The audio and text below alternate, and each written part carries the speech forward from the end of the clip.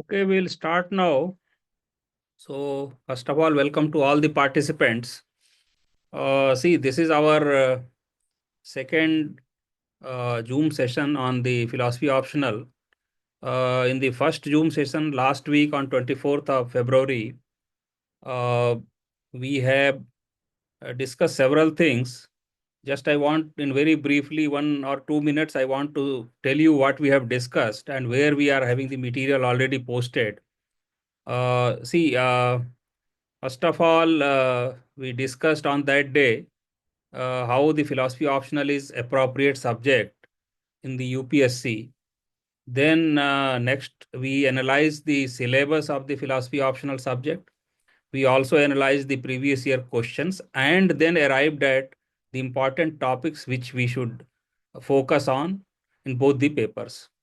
Uh, then subsequently, we took one topic from the paper 2, that is philosophy of religion. The topic pertained to problem of evil.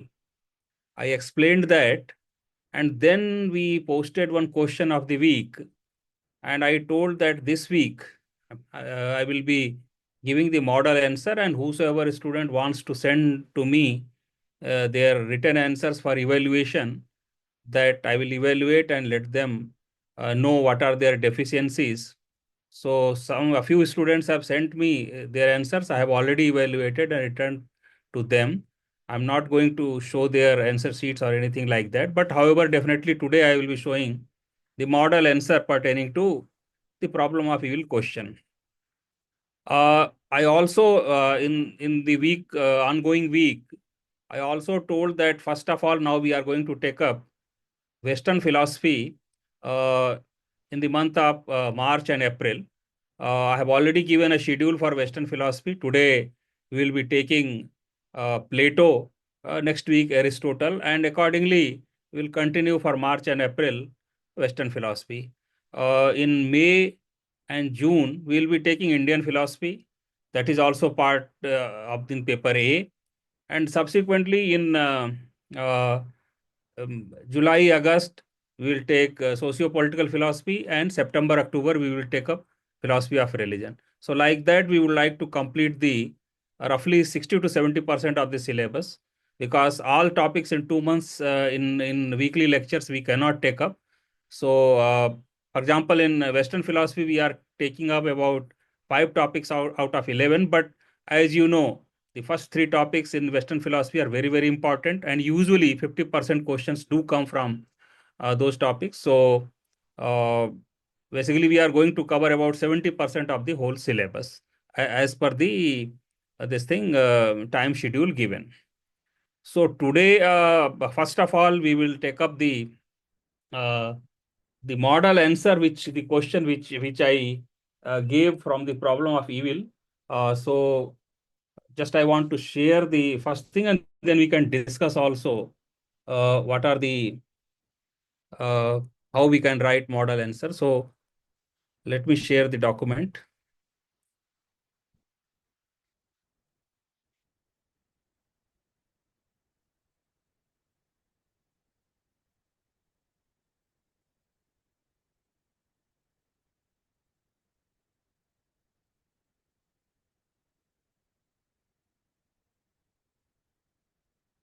Okay, so first of all, let me explain regarding the uh, model answer for problem of evil, about 5 to 600 words, because I told last week also we will prepare mostly answers in 4 to 500 words, so that we are I mean whatever question, because question may come for 150 words, question may come for 15 marks, question may come for 20 marks as well. So if we have prepared in 4 to 500 words, we can write any answer. So let me first explain this the model answer for uh, uh, this problem of wheel question in 600 words, and then we again I will try to explain how the same thing can be written in about 150 words if the same question comes for 10 marks. So if you see uh, see the question was, is evil reconcilable with a benevolent God? Now, I mean, problem of evil question comes in different ways, two, three ways, and the content of the answer is almost same. So for this, I mean, if question comes, describe problem of evil, or if a question comes, what theist, I mean, how theist reconcile the problem of evil with God, or is evil reconcilable with a benevolent God? The answer will be, content will be same, a presentation will be little different. So basically, if you see, uh, this is the answer, model answer I have written for about uh, 5 to 600 words. In first paragraph, if you see, the evil has been in a, I mean, what is problem of evil, it has been told. For example, problem of evil challenges the coherence and of an omnipotent, omniscient, and omnibenevolent deity coexisting with evil and suffering. Various theodicies attempt to address this contradiction, each with its epistemological and metaphysical implications. Now you see, in the answer, certain words have been used which are mostly used in philosophy. In my WhatsApp messages, I also suggested that please go through, I mean, have some good dictionary of philosophy so that you can understand these words. I mean, particularly who are the students who are new to, because unless you use these words, your answer will not be very effective. Because definitely any examiner would like to know whether you understand the philosophical words or not. For example, omnipotent, omniscient, omnibenevolent, anyway you know. Then epistemological and metaphysical implications. So, for example, epistemological means it's basically the knowledge, how the knowledge is obtained, how the knowledge is expressed or derived. Then metaphysical, basically, what is the status of soul or word or God in that particular system. So basically, anyway, I will try to explain today when I start Western philosophy, these terms also, a few terms. But my point is, in first paragraph, if you see, the definition, I mean, or the actually problem of evil has been defined in a very brief manner, and also with using philosophical terms, so that the examiner understands that you understand this whole thing little deeply. Then subsequently, what are the different theodicies? Theodicy means the solutions, the what redressal has been given by different systems. So, for example, Western. Uh, Now, Western theodicy. Hello. Please mute. All the participants, please mute yourself. See, so Western theodicy for first is free will theodicy. Saint Augustine and Elvin Pettinga, they argued that uh, for free will to be there, the problem of evil has to be there, because individuals or human beings are free, and once they're free, they commit some mistakes, they commit some evil, uh, uh, uh, and because of that, the evil exists. Similarly, but the point is, they express like that, but there are counters also. For example, Mackey and Nietzsche, the counters an omnipotent God could have created where humans always freely choose good. And then Nietzsche also says, in contrast, suffering as an essential to human growth rather than something needing justification. So, what I want to say, first you have to write what the theodicy says, and then what are the counters of that. Similarly, now we have soul making theodicy. This is first expressed by Saint Irenaeus and then developed by John Hick. This theodicy posits that suffering fosters moral and spiritual development. And then again, there are other thinkers who have commented on that, or who have criticized that. For example, Dostoevsky, he writes, the suffering of innocent children can never be justified for a greater good. Similarly, Immanuel Kant, he's a very significant philosopher in the whole philosophy syllabus also, and otherwise also. He says that uh, moral progress is essential, but he emphasizes that human autonomy rather than divine necessity. So he says it's not because of divine necessity, but it's human autonomy ensures the human progress. Similarly, now privatization, privation theodicy, Augustine has again enunciated that, and then there are comments by Thomas Aquinas and both years. Then similarly, there are 2, 3 other Western theodicies, process theodicy. So what I want to say, first you have to write regarding what Western thinkers or in Western system, the whole problem of evil has been defined. Then we'll come to Indian perspective. In fact, I last time also when I was telling how to write a good answer, see for every philosophical aspect, there are Western perspective, there are Indian perspective also, and there is also third modern technological and scientific perspective. So that also we have to take into account. So after writing about 6, 7 this Western theodicies, then we will have to Indian perspectives. The students who have already read Indian philosophy, they will be knowing, and that you will also, once I will come to Indian philosophy, will explain this also. But mostly we know also, see, Indian perspective, they say karma and rebirth. Basically, Hinduism and Buddhism, they say that karma ensures moral accountability through samsara, and accordingly, I mean, philosophers like Sankara and Ramanuja consider that past life is important. I mean, rebirth takes place. So whatever you have done in past life, it comes in this life. Whatever you have done in this life will come to next life. So basically, rebirth and karma is one. But then the question is whether it is real. I mean, how it can be past life remains unverifiable. This is one of the criticism of this theory. Past life one cannot verify. Similarly, Nyaya school says that divine justice governs karmic retribution. Advait Vedanta in Sankara and Swami Vivekananda, they argue that Brahma dissolves suffering. The realization of Brahma dissolves suffering through its phenomenological reality. Aurobindo also extends the viewing of suffering as part of an evolutionary plan, divine plan. Then in Buddhism, again they say that Buddhism identifies suffering as an essential condition resulting from carving. Nagarjuna, I mean, one of the philosophers from the Buddhism, one of the, he says that suffering deconstruct suffering as dependent origination. You might have been knowing already Pratyut Samutpa, that is dependent origination, though it does not explain its ontological origins. Similarly, Yogacharya, similarly, Jainism and Hinsa. So what I want to say, after Western, you have to take up the Indian perspective and then scientific and technological perspective.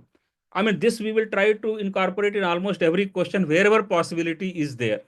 So, for example, in scientific and technological perspectives, evolutionary psychology, I mean, for example, Dawkins, one of the scientists, Dawkins, Richard Dawkins says that evolutionary biology reframes evil as an adaptive trait, challenging moral realism. They say that there is nothing like morality involved in that. This is adaptive and this is evolutionary. So, I mean, the evolution itself ensures that there is some evil. So Herbert Spencer says evolutionary principles to ethics, seeing suffering as a part of natural selection. You may be knowing Darwin also, he also gave a theory of natural selection. Similarly, Herbert Spencer. Neuroscience and morality. This is again neuroethics. Neuroscience says the brain structures shape moral agency. Now, there are scientists like Churchland and Harris. They suggest that moral responsibility may need re-evaluation in light of neuroscience. And it's not that he, I mean, some divine this thing, but neuroscience says that brain structures shape moral agency. Then AI and ethical evil. AI raises ethical concerns. Now you may be I mean, already might have encountered several AI instruments. So basically, AI raises ethical concerns because they have a brain or mind of their then algorithmic bias and autonomous welfare. So basically, what Bostrom says that AI risks emphasizing the need for oversight. Uh, so what I want to say, one Western, then Indian, and then you come to modern science, what this says. And then in conclusion, you have to write further conclusion. And in everything, you have to write the actual concept and what are its criticism and what are the comments on that by other critics and philosophers. In conclusion, you will again come. I mean, almost you will sum up the whole thing, but in a very brief manner. So my note says the sufficiency of these theodicies depends on one's ontological and epistemic commitments. So if you believe in that, you believe. If you don't believe, you don't believe, because there are deficiencies in any of the explanations. It's not that any explanation is perfect. And incidentally, if you know the conclusion, reconciling evil with benevolent God remains an unresolved paradox. Still, it's unresolved paradox. So, what I want to say is final unresolved paradox, and every system has its own uh, strengths and weaknesses. No explanation is perfect 100%. So this is what we have concluded. So this is in a 500 words or 600 words covering Western, Indian, modern, and the also the definition of the problem of evil. This we have done. Now, if the same question, suppose if comes only for 150 words, what will you do? See, let me explain. See, similar thing. So this is now about 150 to 170, 80 words. Similar answer. For example, is evil reconcilable with a benevolent God? So if you read, first paragraph is almost same with some little one or two words here and there, but subsequently other things have been made brief. For example, Western theodicies provide various explanation. Free will theodicy argues that moral agency necessitates evil, but Mackey is the critique of this theodicy, counters that God could create free beings who always choose good. Now, similarly, soul-making theodicy, privation theodicy, process theodicy, and criticism of each. Then Indian traditions frame suffering through karma, illusion, and existential suffering. Now, different Indian traditions have different explanation for the evil. So that has been mentioned. Jainism. Then again, modern science reframes evil as a natural rather than theological. Dawkins sees suffering as an evolutionary byproduct. Churchland and Harris explores its neurological basis, and Bostrom warns the AI-driven ethical risk. Ultimately, reconciling evil with benevolent God remains an unresolved paradox, perhaps signifying the limits of human comprehension in matters of divine ontology. So, what I want to say, same thing, or in very brief, roughly about 150 words, it has been written, and basically this is if your question comes for 10 marks, you can write like this. If question comes for 20 marks, you can write the earlier what I have explained. So basically, if you write in a very comprehensive manner, you will be including all Western, Indian, modern. Then your examiner will also understand that you have gone through that subject or topic very deeply, and then you have also comprehended, and then accordingly you are writing down. Now, before I come up with the Western philosophy, because Western philosophy, Plato today I will be discussing, as I told, a few words and terms I just want to explain to particularly the students who are new students in the philosophy. So let me explain. Now this is basically if you see introduction to philosophy, this is a usually first chapter in the almost every philosophy book, Western philosophy book mostly. Now other things you can read, because these notes I will be posting in the WhatsApp and Telegram groups also. And let me explain, the earlier notes also have been put in Telegram and WhatsApp group. So if any student has not accessed that and wants to access, he or she can join the WhatsApp group or Telegram. WhatsApp group already you are there mostly, but in Telegram group also, because you can then access even the previous notes also easily. So in this introduction to philosophy, I just want to explain uh, uh, two, three things only. Just I will tell you. See, there are major divisions in philosophy. Because this will be coming across again and again in every answer, in every chapter also. See, philosophy is traditionally divided into several branches, each addressing specific fundamental questions. As I told, I earlier telling the epistemology means theory of knowledge basically. And this includes what is knowledge and how do we acquire, what is truth, how we can verify it, is reason more reliable than sensory experience, are the ways of knowing beyond intellect such as intuition or faith. So these are the some of the indicated topics which we read in epistemology.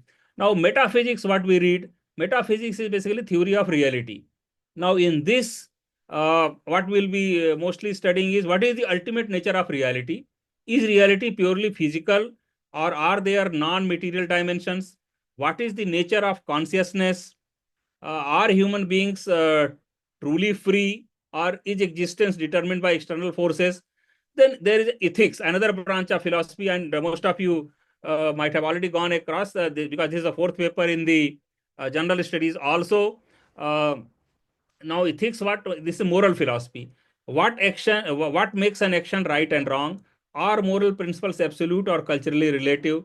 Is morality based on knowledge, emotions, or intuitions? Does morality require religious foundation? So these are some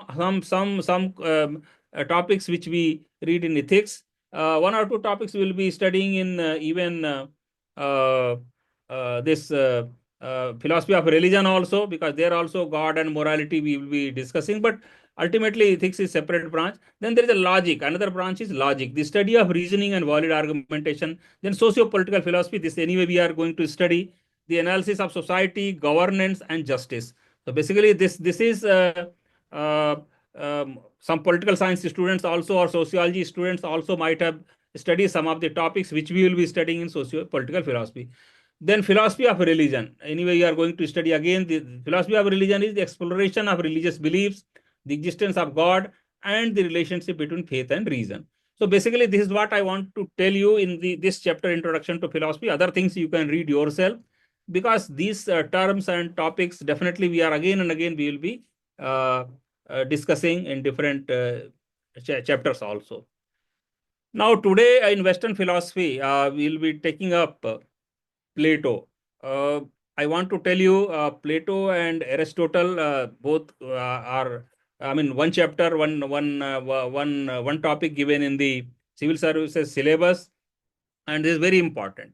Roughly, uh, I mean, definitely one full question comes from this. Sometimes one and a half question also comes.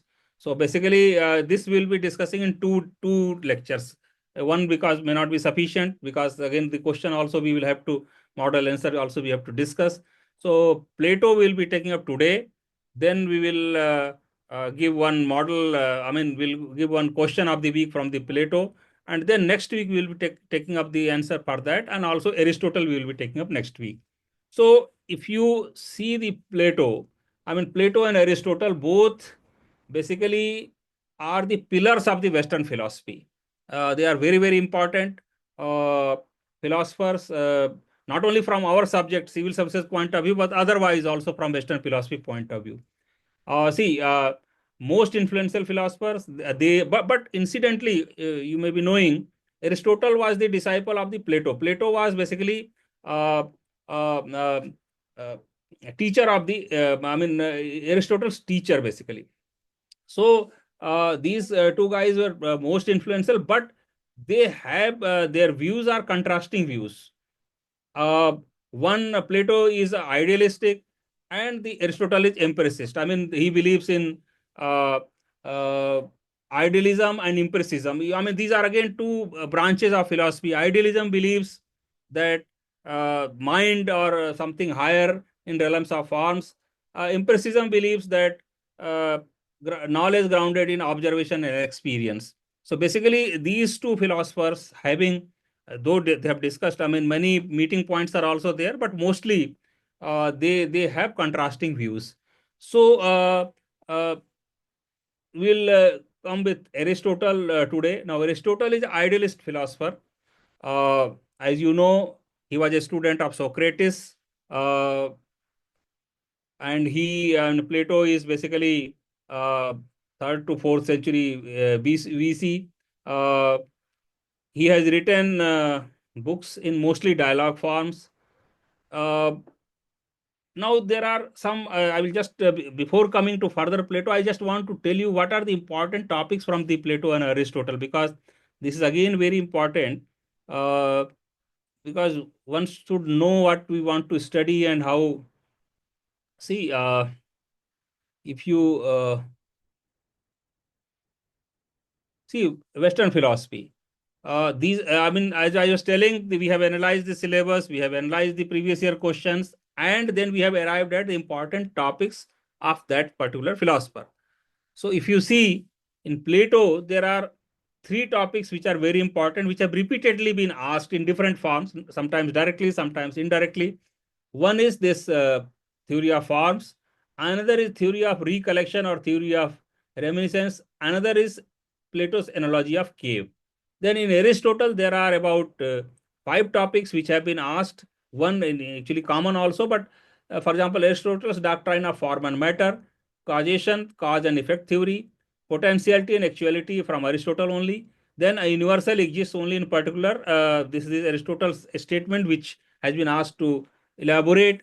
Then while Plato's metaphysics is visionary and Aristotle's metaphysics descriptive one, this also is a comment on the both Plato and Aristotle, and it has been asked to elaborate this.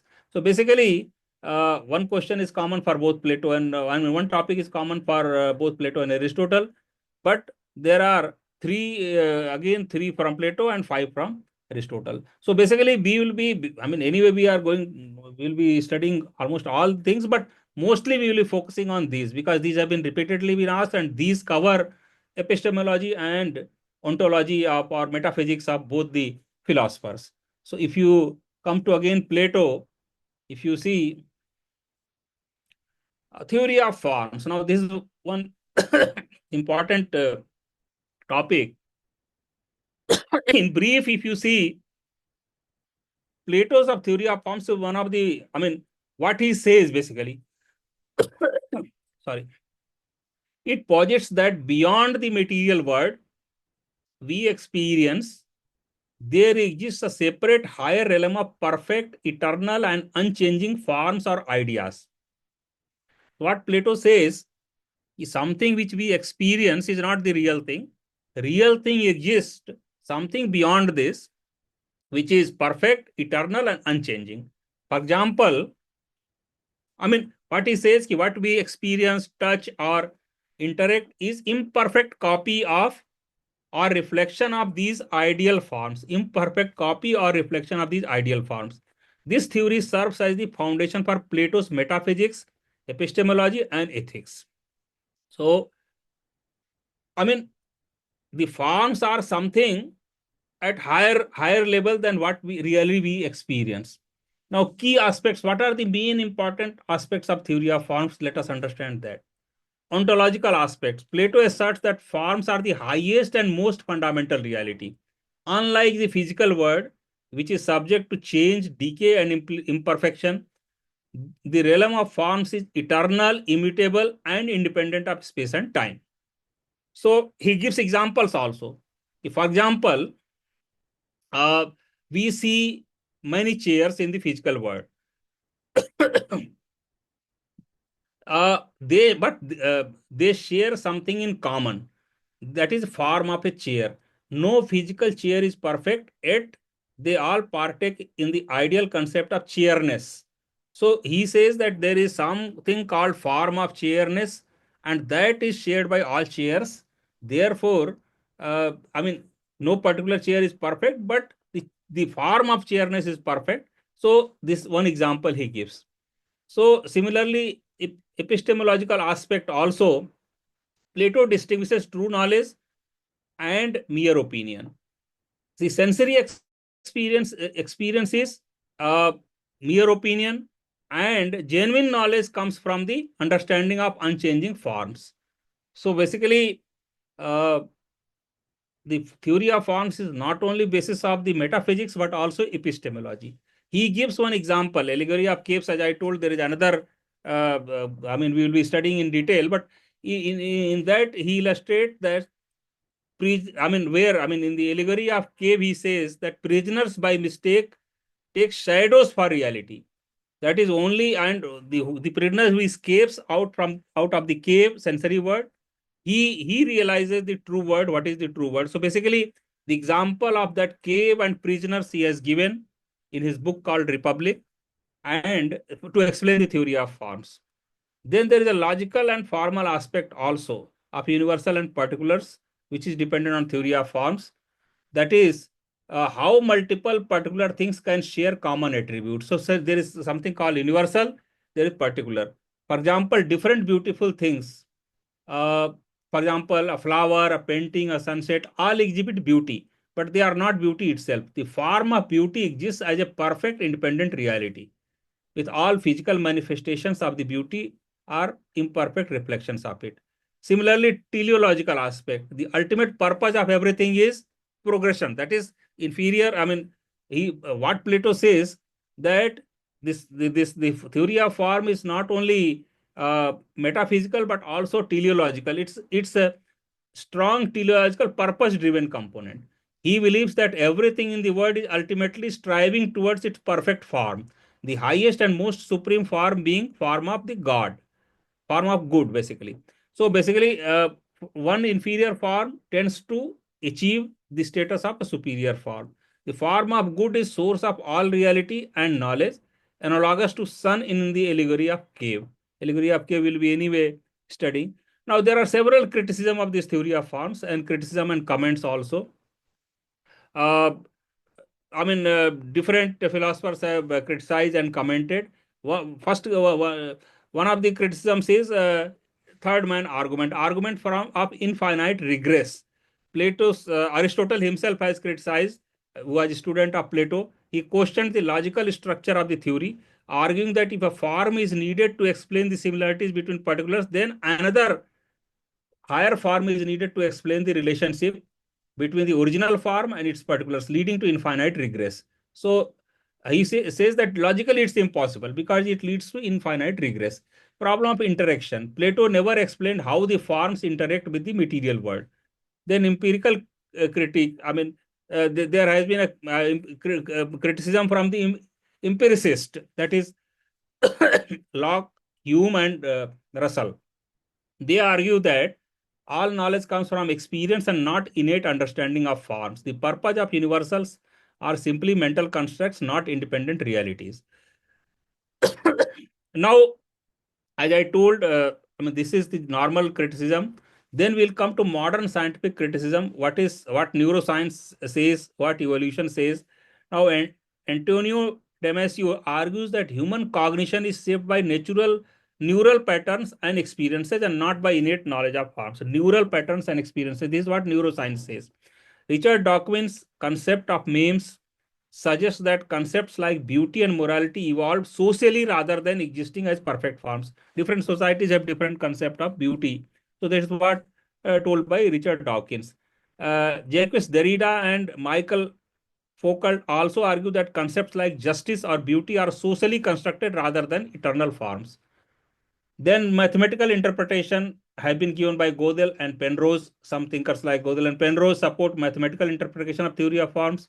They argue that all mathematical truths, such as nature of prime numbers, exist independently of human minds, similar to Plato's form. So they supported how prime numbers, etc., or theory of various mathematical truths, they resemble Plato's theory of forms.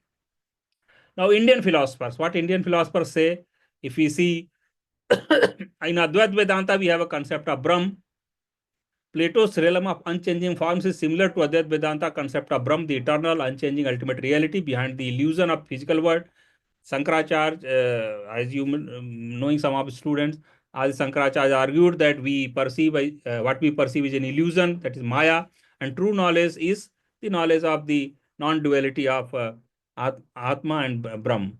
This resembles the Plato's epistemological argument that knowledge is found beyond the sensory world. Nyaya Vaisesik, they again explain, like Plato distinguishes between particulars and universals.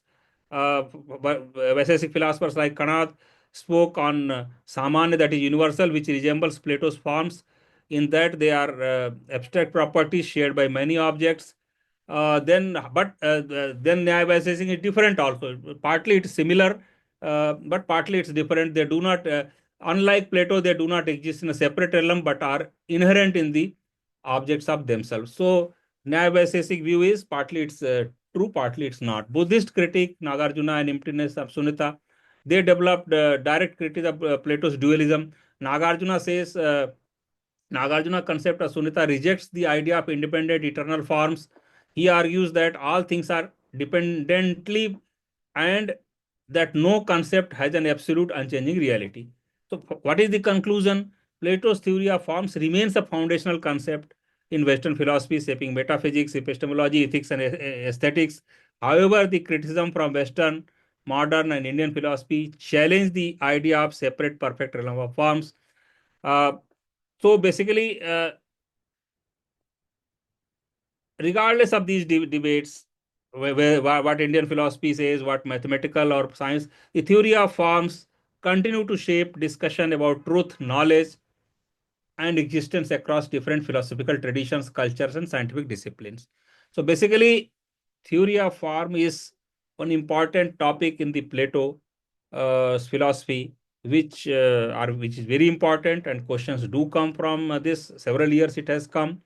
Uh, Now, second topic which we take up is Plato's allegory of cave, reality of knowledge. Now, allegory of cave or analogy of cave, allegory and analogy are both are same thing, is presented in the book called Republic, which is written by Plato, is most enduring metaphors in the Western philosophy. Uh, Now, what is the allegory of cave? See, there are certain prisoners chained inside a cave, able to see only shadows cast on the wall by objects behind them illuminated by a fire. The prisoners believe that the shadows constitute the reality. One prisoner escapes, discovers the fire, and later the world beyond the cave. Initially blinded, he gradually perceives reality in full. Upon returning to enlighten the others, he is met with rejection as they cling to the familiar shadows. Now, what Plato says, the person who has escaped is the philosopher, because now he knows what is the reality. Now, again, he comes and he to other prisoners he wants to explain, but they are not able to understand because they are the normal human beings in this world. So basically, he has explained this theory of reality and knowledge through metaphor of the uh, allegory of cave. So this is what we should understand. Now, what are the different perspectives of this Plato's allegory of cave? What Advaita, I mean, first let us go through Indian perspective, philosophical perspective. Advaita Vedanta, it says basically Plato's caves parallel. I mean, there are a lot of similarities with Advaita Vedanta. Plato's cave parallels Maya, that is illusion, where material world is mistaken for ultimate reality, Brahm. The true knowledge is realizing Brahm, similar to Plato's philosopher, recognizing the world beyond the cave. Key difference, but there is a difference also. Plato emphasizes on reason, whereas Advaita Vedanta stresses on self-inquiry, Atma Vichara. Now, Buddhism, ignorance binds beings to samsara, that is cycle of suffering. Shadows represent false views conditioned by karma. So there is again part similarity is there, but there is a difference also. Unlike Plato, fixed forms, Buddhism sees reality as impermanent. Uh, because for Buddhism, everything keeps on changing at every moment of time. Jainism, we know Anekantavad of Jainism, that is many-sided sided reality. This is very similar to Plato's this thing, because Jainism says that truth is again many-sided. But then again, because Plato says a single absolute truth is there, Jainism says no, it's many Anekantavad is there, many-sided reality is there. Sankhya philosophy, dualism of matter and spirit. Sankhya says Prakriti and Purusha are there. There are two, uh, I mean, basically, original substances, Prakriti and Purusha. That is dualism they advocate. Then liberation occurs when Purusha realizes the distinction from Prakriti, similar to Plato's escaped prisoner. So, if we see Indian philosophy, part of it they support. Then again, there are differences also. This we should know. Bhagavad Gita also says that journey from darkness to light, Krishna, I mean, is the knowledge. This is parallel to Plato. The enlightened being must return to help the others despite resistance. Now, what are the criticism of Plato's allegory? Absolute versus relative truth. The Plato assumes a single reality beyond the cave. Jainism and Buddhism and modern thinkers argue that truth is plural and contextual. Intellectual elitism, Plato suggests only philosophers can access uh, the truth, implying hierarchy. Now, thinkers like Ambedkar has criticized such elitism, advocating for social justice over intellectual superiority. Most of you maybe, if you are have gone through the political science thing, uh, Plato has advocated for philosopher kings. That I mean, different classes will be there, and then philosopher kings will be there. So there is criticism that he advocates intellectual elitism, which is not very conducive for the ideal society. Then role of experience. Plato dismisses sensory experience as unreliable. The Indian Nyaya school and Western empiricism argue for perception is valid knowledge. Modern science challenges Plato's rigid concept of forms. Modern science also, Einstein and Heisenberg also challenge the Plato's concept of rigid concept of forms. Modern perspective on Plato's cave. What is modern perspective? Karl Popper, knowledge as an evolving process. He says that knowledge is an evolving process. It's not that fixed or ultimate truth is there, but it keeps on progressing. Science progresses through falsification, not absolute truth. The escaped prisoner may only find a better approximation to reality and not absolute reality. That's what they say. Neuroscience, the brain as a cave. Our brains construct models of reality rather than perceiving it directly. Then conclusion. Eternal search for truth. Advaita Vedanta, Buddhism, Sankhya, along with Plato's notion that the world is an illusion, they agree. Jainism, Anekantvad challenges Plato's assumption of a single absolute truth. Modern thinkers suggest truth is not fixed but continuously evolving.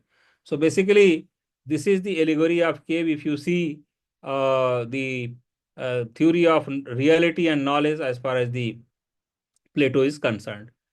Now, third important topic which I was telling we should study and focus in Plato's philosophy is Plato's epistemology. That is theory of recollection. That is called uh, amnesis also. Plato's epistemology is founded on the idea that true knowledge is innate rather than acquired through sensory experience. As I was telling, idealism and empiricism. Idealism says that true knowledge is innate, it's not acquired through experience, it's already available in the mind. So Plato is advocate of that. True knowledge is innate, already available in the mind, and it's not acquired through experience. According to his theory of recollection or amnesis, our souls possess all knowledge before birth. This knowledge becomes obscure when the soul incarnates into physical body. So learning is thus a process of remembering rather than discovering new information. So this is what Plato is telling. So this is Plato's theory of recollection. It's not learning some new information, but it's remembering what we are already having inside our soul or brain.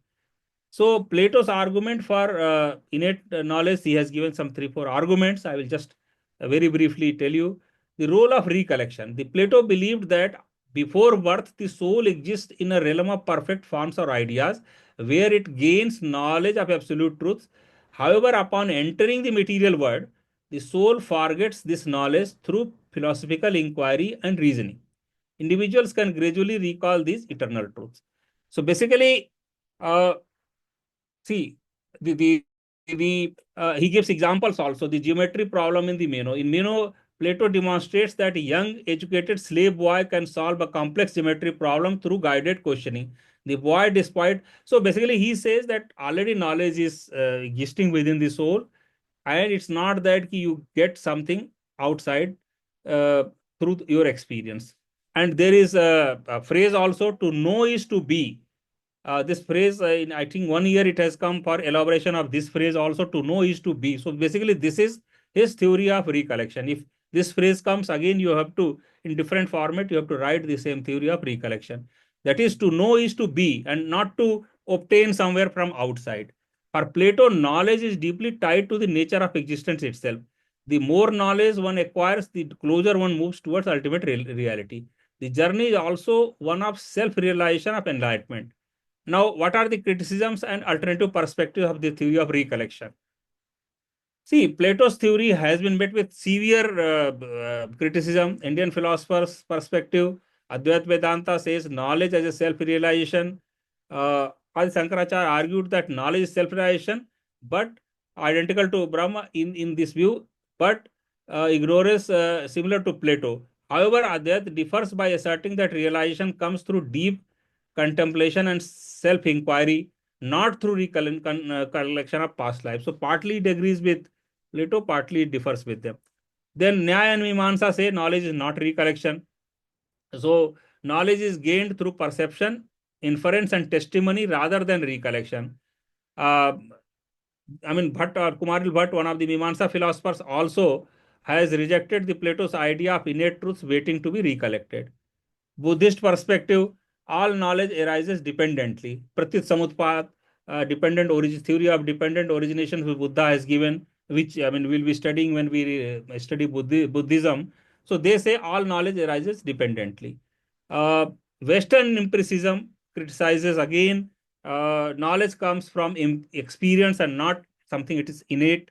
Many Western empiricists reject Plato's claim that knowledge is innate, arguing that all knowledge originates from experience and sensory perception. Aristotle, first student of the Plato, himself says that knowledge comes from the experience.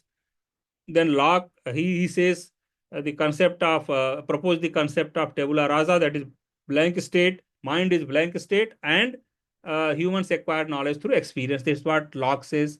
Then David Hume emphasized the ideas arise only from sensory impressions, meaning that without experience, the mind has no content to recall. Then modern science and psychology is very, very important because they have also, explained how a brain functions and how knowledge is stored and obtained by the brain. Modern science and psychology says that brain, not soul, stores knowledge. Then there is a cognitive science and neuroscience.